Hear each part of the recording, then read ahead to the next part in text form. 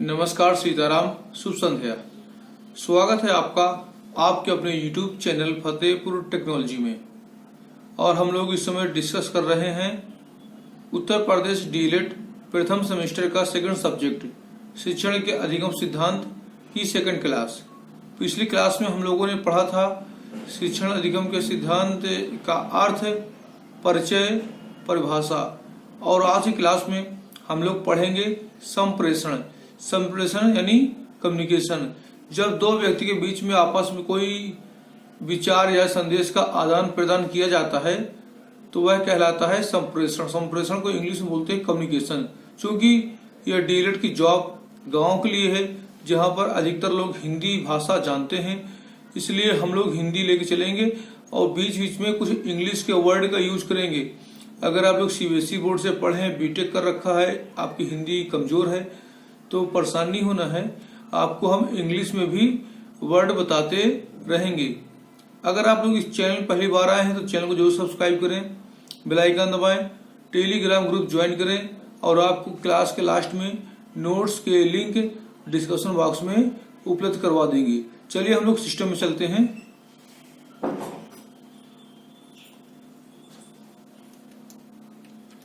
जैसे कि आप लोग थंबनेल देख पा रहे हैं, दिया है यहाँ पर संप्रेषण। संप्रेषण यानी कम्युनिकेशन।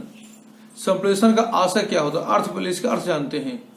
संप्रेषण का आशय किसी भी विचार या संदेश को एक स्थान से दूसरे स्थान पर प्रेषित करने वालों के द्वारा भेजना या प्राप्त करने वाले द्वारा प्राप्त करना है। ठीक, यानी अगर आप कोई चीज भेज रहे हैं किसी के पास और दूसरा उसको रिसीव कर रहा है तो आप संदेश भेज रहे हैं और वह संदेश रिसीव कर रहा है, तो ये आपका कम्युनिकेशन हो रहा है। यही आपका संप्रेषण कहलाता है। यानी कि संप्रेषण क्रिया द्विपक्षीय या बहुत अच्छी प्रक्रिया के साथ ही सहयोगात्मक प्रक्रिया हो सकती है। जैसे कि ये दो पक्षों, कम से कम दो पक्षों के बीच में संप्रेषण होता है, यानी दो लोगों के बीच में कम्युनिकेशन होता है। एक व्यक्ति खुद अपने आप से कम्युनिकेट नहीं कर सकता, दो लोग कम्युनिकेट कर सकते हैं, तीन लोग कर सकते हैं, एक से अधिक लोग कर सकते हैं। तो इस साथ में उनका आपस में सहयोग भी होना जरूरी है। जब एक व्यक्ति किसी को संदेश भेजता है तो दूसरा उसको रिसीव करेगा तभी कम्युनिकेशन हो पाएगा। अगर दूसरा रिसीव नहीं करेगा तो कम्युनिकेशन नहीं हो पाएगा। ये कम्युनिकेशन कई प्रकार का हो सकता है। मोबाइल से हो सकता है, WhatsApp, Twitter, Facebook, Instagram, YouTube से हो सकता है, टेलीफोन से हो सकता है, चिट्ठी से भी हो सकता है, रजिस्ट्री से भी हो सकता है, स्पीड पोस्ट से हो सकता है। पिछले टाइम में कबूतर के पैर में संदेश बांध दिया करते थे और कहते थे कबूतर जा जा जा जा कबूतर जा, तो ये भी संप्रेषण है, वो भी संप्रेषण था, वही कम्युनिकेशन है। यानी संप्रेषण को हम लोग क्या कह सकते हैं? कम्युनिकेशन। इसके लिए कुल कितने लोगों की आवश्यकता पड़ती है? दो लोगों की। क्लास में मजा आ रहा है, दबा के वीडियो लाइक कर दीजिए, मेहताब से देखिए, वीडियो लाइक कर दीजिए आप। चलिए आगे चर्चा हम लोग करते हैं। यहाँ पर संप्रेषण की कुछ परिभाषा दी है कुछ विद्वानों ने, जिनमें से एक है विलियम सचरम। विलियम सचरम के अनुसार संप्रेषण में वे सारे माध्यम आ जाते हैं जिसमें सूचनाओं का आदान प्रदान किया जाता है। यानी वे सारे सोर्स आ जाते हैं, जैसे आपसे हमने अभी चर्चा की, व्हाट्सएप, फेसबुक, इंस्टाग्राम, ट्विटर और जूम ऐप आ गया, स्पीड पोस्ट आ गई, रजिस्ट्री आ गई, चिट्ठी आ गई, पत्र आ गई, कबूतर आ गया। अब तो शायद ही कोई कबूतर उड़ाए। अरस्तु जो बहुत बड़े दार्शनिक हैं, इनका नाम आपने सुना है, ये कहते हैं संप्रेषण एक ऐसा माध्यम है, एक व्यक्ति दूसरे व्यक्ति को इस प्रकार प्रभावित कर सके ताकि वांछित उद्देश्य की पूर्ति हो। यानी आप अपने विचार को, अपनी इच्छाओं को, अपनी जो सूचना चाहते हैं या देना चाहते हैं वो दूसरे तक पहुंचा सके और दूसरा प्रभावित हो, उसका रिप्लाई करे, वो संप्रेषण है। इन्होंने एक कदम आगे बता दिया, यानी कि आप संदेश दे रहे हैं, सामने वाला उसका रिप्लाई भी करे, प्रभावित भी हो, समझे भी आप क्या कहना चाहते हैं, वो संप्रेषण है। जॉन डीवी के अनुसार अगर आप डीएलएड कर रहे हैं तो आपके कॉलेज में जॉन डीवी के नाम कई बार लिया गया होगा। चाहे आप किसी भी जिले की डायरेक्ट से डीएलएड कर रहे हो, चाहे किसी प्राइवेट कॉलेज से, हर जगह पढ़ाया जाता है। ये बहुत ही इंपॉर्टेंट क्वेश्चन है। ये 2017 में भी आ चुका है, 19 में भी आया हुआ है। संप्रेषण अनुभवों के आदान प्रदान में वह प्रक्रिया है जिसके परिणाम स्वरूप दोनों सहभागियों में परस्पर लाभ के लिए परिवर्तन करना। यानी कि आप किसी से कोई बात कहते हैं तो कुछ उद्देश्य से आप कहते हैं और वो उसका जवाब देता है तो कुछ उद्देश्य देता है और ये उद्देश्य होता है हमेशा लाभ है। जैसे आज मान लीजिए अख्तर राजा ने पूछा अंकित जी से, ये बताइए आज डाइट ओपन है कि नहीं, खुला है नहीं खुला। यानी अख्तर मियाँ का स्वार्थ है कि खुला होगा तो जाएंगे वरना अपना पेट्रोल नहीं बर्बाद करेंगे।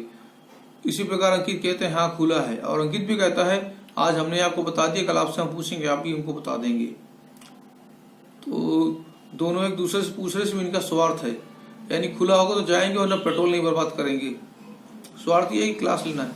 तो अंकित कहते हैं ये बताओ वो दिवाली की छुट्टी कब है। अख्तर कहते हैं रुको पूछ के बताते हैं, इस तारीख की छुट्टी है। तो स्वार्थ की छुट्टी मिल जाए बढ़िया। तो दोनों संदेशों का आदान प्रदान कर रहे हैं। यहाँ पर एडगर डेल के अनुसार संप्रेषण एक ऐसी प्रक्रिया है जिसमें विचारों और भावनाओं का परस्पर आदान प्रदान किया जाता है। यानी विचार और भावनाओं को यहाँ से वहां भेजते, वहां से यहाँ प्राप्त करते, यही संप्रेषण है। और एक बात और, संप्रेषण दो तरफ से होना चाहिए, एक तरफ से नहीं। मान लीजिए क्लास में टीचर आया पढ़ा के चला गया, अब आपको नहीं सुना कि आपको समझ में आया कि नहीं आया, वो वन साइड हो जाएगा। इसलिए बच्चों से भी पूछना चाहिए बेटा आपको समझ में आया कि नहीं आया, ठीक, तब द्विपक्षीय संप्रेषण होगा। अब मान लीजिए टीवी देखते, टीवी वाले बोल के चले जाते हैं, आपसे नहीं पूछते आपने समझा नहीं समझा, वो एक पक्षीय संप्रेषण है। लेकिन मोबाइल में आप बात करते हैं, वीडियो कॉन्फ्रेंसिंग में आप बात करते हैं, या जिनका आपस में इंटरव्यू हो रहा है न्यूज में, दोनों एक दूसरे से बात कर रहे हैं, वो आपका द्विपक्षीय संप्रेषण होगा। ठीक, संप्रेषण आप समझ गए। अब देखिए संप्रेषण, इसको बड़े ध्यान से समझना है आपको। ये जो यहाँ पर ये ब्लू कलर से दिया है प्रेषक, प्रेषक का मतलब होता है सेंडर। आप कोई संदेश लिखते हैं तो आप हो गए सेंडर। उसके बाद आपने लिखा संदेश, संदेश को आप भेजेंगे किसी माध्यम से तो वह कहलाएगा इनकोडिंग। इनकोडिंग और माध्यम आपका एसएमएस भी हो सकता है, व्हाट्सएप भी हो सकता है। ये मान लीजिए मेहताब सिद्दीकी है, इन्होंने ये मेहताब सिद्दीकी ये संदेश लिख रहे हैं और इसको मोबाइल के माध्यम से फेसबुक, ट्विटर, व्हाट्सएप के माध्यम से, यूट्यूब के माध्यम से भेज रही है। माध्यम में कुछ भी हो सकता है। जो आप संदेश लिखते हो इनकोडिंग होता है। उसके बाद संदेश जब जाता है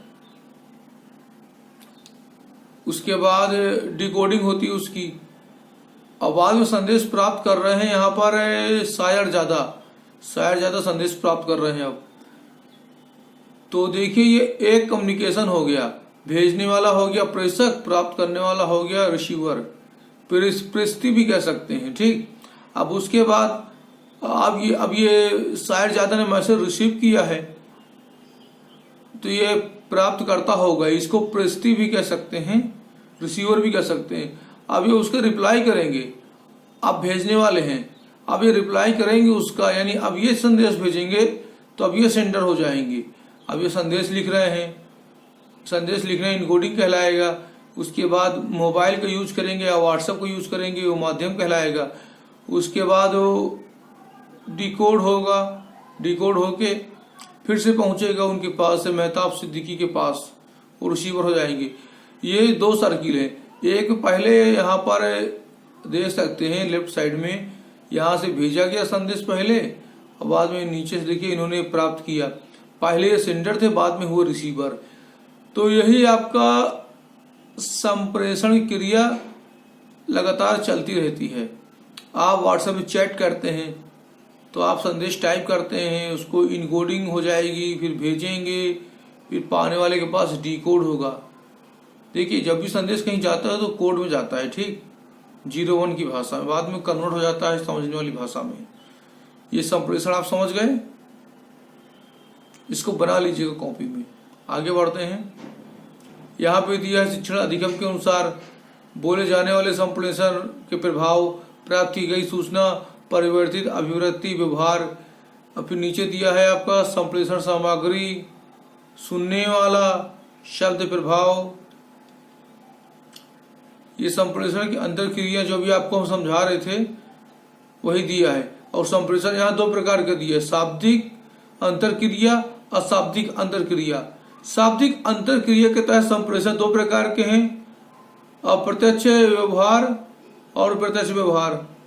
अशाब्दिक अंतर क्रिया के अंतर्गत संप्रेषण दो प्रकार के हैं, उत्साहवर्धक क्रियाएं, प्रतिबद्ध क्रियाएं। संप्रेषण माध्यम कई प्रकार के होते हैं, जैसे कि आपका व्हाट्सएप, फेसबुक, ट्विटर इत्यादि। प्राप्तकर्ता भावों और विचारों को ग्रहण करने वाले को बोलते हैं प्राप्तकर्ता, जो रिसीवर कहलाता है। ठीक। अनुक्रियात्मक सामग्री में जो प्रेषित की गई वस्तु प्राप्त होती है उसे दिया गया उत्तर, यानी जो आप रिप्लाई करते हैं। अनुक्रियात्मक सामग्री यानी कि आप जो रिसीव कर रहे हैं मैसेज, उसका रिप्लाई दे रहे हैं। संप्रेषण में सहायक और बाधक तत्व, अनुकूल तथा प्रतिकूल परिस्थितियों को संप्रेषण के सहायक बाधक तत्व कहते हैं। जैसे मान लीजिए छोटी सी बात करते हैं, आप एसएमएस या कोई मैसेज भेज रहे हैं, नेटवर्क खराब हो गया, बिजली कड़क गई, संदेश कहीं जा रहा है तो आपका डिस्ट्रॉय हो जाता है। इस वजह से भी संदेश आपका वहां कई बार दूसरी भाषा पहुंच जाता है। नेटवर्क सही हो, माध्यम सही हो तो सही संदेश आपका पहुंचेगा। ये पूरे हैंड रिटेन नोट्स हैं, इनको आप लोग बना लीजिएगा। संप्रेषण में सहायक तथा बाधक तत्व बता चुके हैं आपको हम। संप्रेषण में प्रभावशीलता, संप्रेषण की प्रभावशीलता का अर्थ उसके होने वाले लाभ से जिसकी प्राप्ति हेतु संप्रेषण को संपन्न कराया जाता है, यानी कि जिस उद्देश्य से आप संप्रेषण कर रहे हैं वह उद्देश्य ही आपका प्रभावशील होता है। संप्रेषण सहायक तत्व, संप्रेषण की प्रभावशाली बनाने के लिए उपयुक्त संप्रेषण परिस्थितियों तथा वातावरण का महत्वपूर्ण स्थान होता है, यानी वैसे इन्वायरमेंट होना चाहिए, वैसी सिचुएशन होनी चाहिए जिससे संप्रेषण हो सके। अब मान लीजिए आप किसी मेले में गए, वहां स्पीकर डीजे बज रहा है, आप बात कर रहे हैं तो आप खुद अपनी आवाज नहीं सुन पाएंगे तो दूसरा आपका संदेश क्या सुनेगा, तो वहां आपका संप्रेषण नहीं हो पाएगा। संप्रेषण बाधक तत्व, संप्रेषण सामग्री की कमियां, प्राप्तकर्ता की कमियां, अरुचि, योग्यता, शारीरिक या मानसिक अवस्था, आवश्यक रुचि कमी। मान लीजिए आप कम्युनिकेशन करना चाहते हैं, कोई माध्यम है ही नहीं, जैसे मोबाइल नहीं है तो आप कहाँ बात कर पाएंगे किसी से। प्राप्तकर्ता कमियां, आप अपना संदेश दे रहे हैं, कोई प्राप्त करने वाला नहीं है। छोटी सी बात करते हैं, आप किसी चीज का एडवर्टाइज कर रहे हैं लेकिन वहां पर कोई जंगल में आप एडवर्टाइज करें किसी प्रोडक्ट का और कोई सुनने वाला नहीं तो क्या मतलब है। और उसी योग्यता, या किसी ऐसे प्रोडक्ट का ऐड कर रहे हैं लेकिन लोगों का इंटरेस्ट उसमें नहीं है। आप इंश्योरेंस एजेंट हैं, पॉलिसी सेल कर रहे हैं लेकिन लोग इंटरेस्ट नहीं ले रहे, कोई मतलब नहीं। शारीरिक या मानसिक कमी, आपकी जो टीम है जो आपका एडवर्टाइज कर रही है उसके अंदर क्षमता होनी चाहिए, काबिलियत होनी चाहिए कि वो मन लगा के काम करे एक जुनून के साथ, और मेंटली स्ट्रांग होना चाहिए कि हमें आज इतनी सेलिंग करनी है, कोई आज चाइना है, हमें अपना एडवर्टाइज करना है। अगर वह हिम्मत हार जाएगी तो आपका एडवर्टाइज नहीं हो पाएगा। आगे बात करते हैं प्रेषणकर्ता की कमियां। प्रबल संप्रेषण विधि का अभाव, उत्साह की कमी, रुचि की कमी, वातावरण की कमी, मौसम की प्रतिकूलता, सुविधाओं का अभाव। जैसे आपसे हमने बात की, आप मोबाइल से या व्हाट्सएप से कोई भी संदेश भेज रहे हैं, मेल कर रहे हैं तो डेटा जा रहा है सर्वर से, ऊपर से जा रहा है, ठीक, लिंक हो रहा है, आपके टावर से सर्वर से कनेक्ट हो रहा है। लेकिन बीच में अगर बिजली कड़की तो बिजली की वजह से भी डेटा स्लो हो सकता है या फिर डेटा का नुकसान हो सकता है। कई बार देखते हैं बारिश होती है, नेटवर्क खराब हो जाता है, कम्युनिकेशन नहीं हो पाता। जैसे पिछले महीने देखा होगा व्हाट्सएप रात के बंद हो गया था, इंस्टाग्राम और फेसबुक भी बंद हो गया था। संप्रेषण के माध्यम कमी, दृश्य स्वरूप का अभाव, कठिन भाषाओं का प्रयोग, अनुपयुक्त सामग्री। जैसे आप किसी को मैसेज भेज रहे हैं, वो दिखाई नहीं दे रहा या सुनाई नहीं दे रहा, कोई मतलब नहीं है, आपने ऐसी लैंग्वेज यूज की। छोटी सी बात करते हैं, ऐसी लैंग्वेज यूज की जो सामने वाला नहीं जानता तो वहां संप्रेषण या कम्युनिकेशन नहीं हो पाएगा। मान लीजिए हम भारतीय हैं, हमको हिंदी आती है और कोई चाइनीज है, सब छोड़िए, चाइनीज है, चाइनीज को चाइनीज आती है, हम उससे बात करेंगे या वो हमसे बात करेंगे तो क्या कोई प्रॉपर कम्युनिकेशन हो पाएगा? नहीं हो पाएगा। तो ऐसे में हमें एक ऐसी लैंग्वेज लेनी है जो दोनों लोग समझे। किसको? इंग्लिश। इंग्लिश हमारे यहाँ पर इंटरप्रेटर होगी, अनुवादक होगी, यानी हम एक ऐसी भाषा लेंगे, ऐसा माध्यम लेंगे जो दोनों लोग समझते हों। ठीक, तो कठिन भाषाओं को यूज न करके इजी करें। अनुपयुक्त सामग्री, अब कोई मैसेज कर रहा है, मेरे बाबू सोना जादू टोना, दुनिया भर की इमोजी दुनिया भर का भर दिया, या सुबह सुबह मोबाइल में गुड मॉर्निंग गुड आफ्टरनून के वॉलपेपर ढेर सारे आ गए, इससे कोई यूज नहीं है। आप अपने काम की बात कीजिए, आपको जो काम है जिस लिए आपने संदेश भेजा वो लिखिए। जैसे आप मान लीजिए किसी कॉलेज का, किसी इंस्टीट्यूट का एक ग्रुप बना है, उसमें किसी ने मैसेज कर दिया गुड मॉर्निंग भाई लोग, क्या मतलब है इसका फालतू में?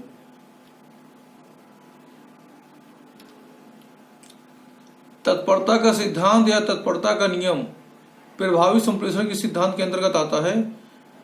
संप्रेषण प्राप्तकर्ता का संप्रेषण सामग्री में रुचि का होना आवश्यक है, यानी कि जिसको आप संदेश भेज रहे हैं उसका, उस प्राप्तकर्ता का आपके संदेश में इंटरेस्ट होना जरूरी है। अगर रुचि नहीं है तो कोई मतलब नहीं संदेश भेजने का। संप्रेषण तभी प्रभावी बन सकता है जब उसको प्राप्त करने के लिए संप्रेषण प्राप्तकर्ता पूरी तरह से तैयार हो, यानी कोई संप्रेषण या कम्युनिकेशन तभी प्रभावी होगा जब सामने वाला उसको प्राप्त करने के लिए इंटरेस्टेड हो और रेडी हो, पूरी तरीके से उसको ये संदेश चाहिए। अगर टीचर इंस्ट्रक्टर डाइट में कॉलेज में पढ़ा रहे हैं तो आपका मन भी होना चाहिए, उसको समझने के लिए एक जुनून होना चाहिए कि हाँ मुझको ये पढ़ना है सर जो बता रहे हैं। नहीं पढ़ें कोई मतलब नहीं। प्रभावी संप्रेषण के सिद्धांत के अंतर्गत है तत्परता का नियम। ये अधिगम का एक सर्वविदित नियम है। इसके प्रतिपादक है थॉर्नडाइक। कौन है? थॉर्नडाइक है तत्परता का नियम के संपादक, प्रतिपादक। अधिगम कर्ता की अधिगम प्रक्रिया में सफलता इस बात में बहुत कुछ निर्भर करती है कि वह इस प्रक्रिया में सक्रिय भाग लेने हेतु किस सीमा तक तैयार है। यानी कोई इंस्ट्रक्टर, कोई गुरुदेव आपकी क्लास में आके पढ़ा रहे हैं तो निर्भर करता है आप किस हद तक उसे समझना चाहते हैं। अगर पढ़ना चाहते हैं पूरा ध्यान, आंखें कान दिमाग खोल के उनकी बात समझेंगे। अगर आप ध्यान नहीं रखेंगे तो फिर आपका ध्यान कहीं आप घर में होगा या कहीं आप डांस कर रहे होंगे, कहीं तामेश्वर चौराहे में घूम रहे होंगे, किसी मंदिर मस्जिद में। ये आपके ऊपर डिपेंड करता है कि अगर टीचर कुछ पढ़ा रहे ध्यान समझें। जैसे इस समय हम लाइव हैं तो काफी लोग चैट करने में अपने मस्त हैं। भाषा के उचित उपयोग का सिद्धांत। भाषा में भाषा को प्रभावपूर्ण बनाने के लिए निम्नलिखित गुणों का होना आवश्यक है। भाषा की स्पष्टता, विचारों की सुसंबद्धता, संचितता, सरलता या अनुवाल। यानी आप कोई भाषा प्रयोग करें तो भाषा आसान हो और दोनों लोग समझते हो, जिनके बीच में कम्युनिकेशन हो रहा है। संप्रेषण के मूलभूत प्रकार। संप्रेषण के यहाँ 3 प्रकार बताए गए हैं: मौखिक, सांकेतिक, चित्रित। मौखिक में बोले जाने वाले सुने गए, जैसे इस समय हम आपसे बात कर रहे हैं। सांकेतिक निशान हो गए, कोई चिन्ह हो गया, मुंह का अभिनय, मुंह से मतलब अलग अलग एक्टिंग करते हैं। जैसे बहुत से कार्यक्रम होते हैं, इशारों से बात करते हैं। जैसे कहीं शोर शराबा हो रहा है, आप इशारा करते हैं। बच्चे दूर बैठे हैं, टीचर बात कर रहा है तो बच्चा इशारा करता है। हाव भाव। चित्रित, चित्रित में लिखित होता है और कला ड्राइंग के माध्यम से भी होता है। माध्यम की दृष्टि से संप्रेषण के 2 प्रकार हैं: शाब्दिक, अशाब्दिक। शाब्दिक में मुख मुद्रा है, आंखों के भाग हैं, जैसे इसका मतलब क्यों, क्या हाल चाल है, यानी खुश हैं, स्माइल कर रहे हैं। अशाब्दिक में लिखित, मौखिक, जैसे इस समय आप डिस्प्ले में देख रहे हैं, पीछे बगल में लिख के आ रहा है, ये लिखित भी है और मुंह से हम बात कर रहे थे, मौखिक है। वाणी या संकेत, संकेतात्मक कोड या गुप्त भाषा। संप्रेषण की आवश्यकता और महत्व। संप्रेषण संख्या के उद्देश्यों की प्राप्ति में सहायक है और उसके विकास या उन्नति की ओर ले जाने में सक्षम है। संप्रेषण की आवश्यकता एवं महत्व को हम निम्नलिखित रूप में व्यक्त कर सकते हैं। जैसे विचारों को आदान प्रदान करने में सुविधा, विरोधी विचारधाराओं की समाप्ति, संस्था के उद्देश्यों को प्राप्ति के आपसी सहयोग, विभिन्न क्षेत्रों में समन्वय की स्थापना, प्रबंध को शक्तिशाली बनाना, अपना तत्व की भावना का विकास, अपना यानी अपनापन की भावना का विकास, नेतृत्व क्षमता का विकास, संप्रेषण के प्रारूप या प्रकार, श्रव्यात्मक प्रारूप, दृश्यात्मक प्रारूप, श्रव्यात्मक और दृश्यात्मक प्रारूप। श्रव्यात्मक के अंतर्गत संप्रेषण ग्रहण की प्रक्रिया में संप्रेषण में कर्ता और ग्रहणकर्ता श्रवण इंद्रियों के उपयोग का सहारा लेते हैं। जैसे टेप रिकॉर्डर, माइक्रोफोन में आप केवल सुनते हैं, रिकॉर्डेड प्लेयर, लैंग्वेज लैबोरेटरी, प्रयोगशाला में आप केवल सुनते हैं। दृश्यात्मक में क्या है कि आप कोई चीज देख के समझते हैं। जैसे संप्रेषण ग्रहण प्रक्रिया में संप्रेषण करता अपने संप्रेषण में विचार या भावात्मक दृश्यात्मक सामग्री और उपकरणों को सार लेते हैं। जैसे चार्ट, पोस्टर, रेखा चित्र, मॉडल, थर्माकोल के मॉडल आप बनाते हैं, telescope, film, black board, white board, graph, चित्र, मैप, मेकअप इत्यादि जो आप देख सकते हैं। श्रव्यात्मक और दृश्यात्मक ये दोनों में क्या है, संप्रेषण में दृश्य श्रव्य दोनों प्रारूपों का एकीकृत उपयोग किया जाता है। इन्हें सुना भी जा सकता है, देखा भी जा सकता है। जैसे टेलीविजन हो गया, या कहीं आप टूर में जा रहे हैं, एक्टिंग कर रहे हैं, वीडियो, दूरदर्शन इत्यादि मटेरियल। परिस्थितियों की दृष्टि से संप्रेषण के प्रकार, वीडियो लाइक कर दीजिए, बहुत मेहनत करते हैं आपके लिए। लघु समूह संप्रेषण, ध्रुव व्यक्तित्व संप्रेषण, द्वितीय समूह संप्रेषण, संगठन या संस्थागत संप्रेषण, सार्वजनिक संप्रेषण, जन संप्रेषण।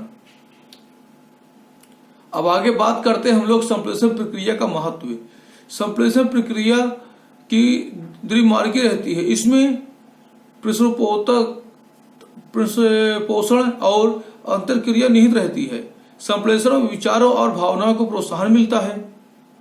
संप्रेषण में विचारों और भावनाओं का आदान प्रदान होता है।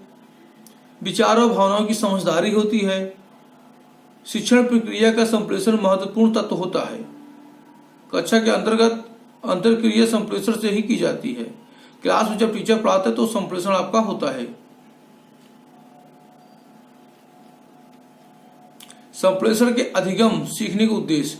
संप्रेषण के विभिन्न स्वरूपों में सीखना, अपने मित्रों में प्रभावशाली संप्रेषण करना, यानी कि आपकी जो यूनिटी है दोस्तों की, उसमें एक प्रभावशाली कम्युनिकेशन होगा, तभी लोग आपसे प्रभावित होंगे। संप्रेषण की समस्याओं को समझने का बोध करना, यानी कम्युनिकेशन में कौन सी कमी रह गई है जो सामने वाला नहीं समझ पा रहा है, उसको दूर करना। संप्रेषण के अवरोधों को जानना, उसका समाधान करना, समुचित पृष्ठ पोषण देने की क्षमताओं का विकास करना, प्रबंधन की प्रक्रिया में सुनने के कौशलों को विकसित करना, उपयोगी लेखन की कौशल का उचित विकास करना। आशा करते हैं कि क्लास आपको बहुत पसंद आई होगी। क्लास पसंद आई है इसे लाइक कीजिए। आप टेलीग्राम ग्रुप अभी तक आपने ज्वाइन नहीं किया तो आप टेलीग्राम ग्रुप को ज्वाइन कीजिए, और आपने अभी तक चैनल सब्सक्राइब नहीं किया तो चैनल को जरूर सब्सक्राइब करें, वीडियो लाइक करें, अपने डाइट में अन्य जिलों में शेयर करें। आप अपना लक्ष्य बनाएं कि आपके डाइट में एक एक प्रशिक्षु इस चैनल को सब्सक्राइब करे। यही हमारी फीस होगी।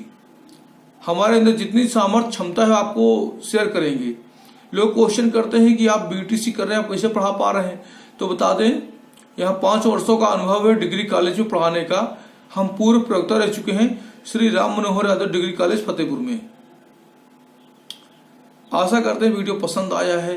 टेलीग्राम ग्रुप जरूर ज्वाइन करें। और ये जो आप देख रहे थे ना, ये जो प्रेजेंटेशन है, इसका पीडीएफ का लिंक आपको इस वीडियो के नीचे डिस्क्रिप्शन बॉक्स में मिल जाएगा, और साथ में टेलीग्राम ग्रुप में शेयर करते हैं।